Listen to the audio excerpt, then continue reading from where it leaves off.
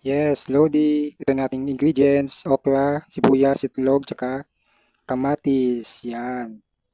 And then, meron tayo pang sahog, tsaka mantika, lagayan, kutsilyo, tapalan, kawali, at tsaka lutuan. Yan, yes. At tugasan natin ngayon, Lodi, ang ating ingredients. Yan. So, sa hindi pa nakafollow, follow me, like, share, and comment on my reels and my posts. Thank you mga Lodi. Yan, after that, hugasan natin maigiyang okra. Yan, yes. So, bilis-bilisan natin. Mga Lodi, yan. Tanggalin natin yung mga hindi dapat kainin. Yung mga buhok-buhok ng okra. Yan, yes. Sige. Sige, yan. Napakabilis ng pagkuskus.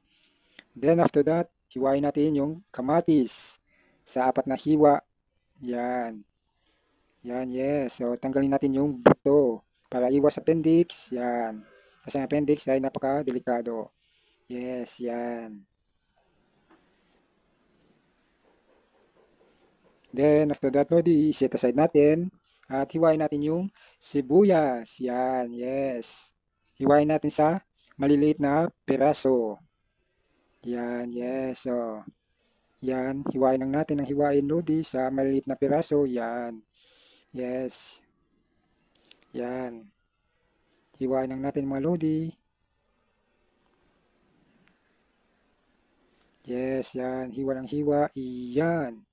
Then after that, set aside natin yung sibuyas at hiwain natin yung okra. Yan. Hiwain natin pabilog. Oh, may dumapo sa aking daliri mga Lodi. Ano kaya yan? Yan, yes. Pero yung ulo ng okra at saka dulo ng okra, kailangan natin yan tanggalin. At huwag isama sa pagluluto. Yan. Dapat yung okra ay malambot para masarap kainin. Yes, then magbibiyak tayo ng 3 itlog.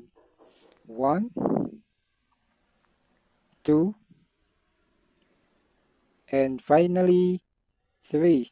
Yan, 3 itlog ang gagamitin natin para sa scrambled egg. Yes, after that, i-mekos-mekos, scramble natin yung egg, Lodi. Yan. Yes. Sa mga hindi pa nakafollow, follow me, like, comment, and share my reels and my posts on Facebook. Salamat mga Lodi. Let's grow, grow, grow together, Lodi. Yan. Then, after that, mga Lodi, yan, nilagay ko na ang mga ingredients, tsaka yung mga pampalasa natin, mga Lodi. Yan. At minikos-mekos ko para makutid yung ating ingredients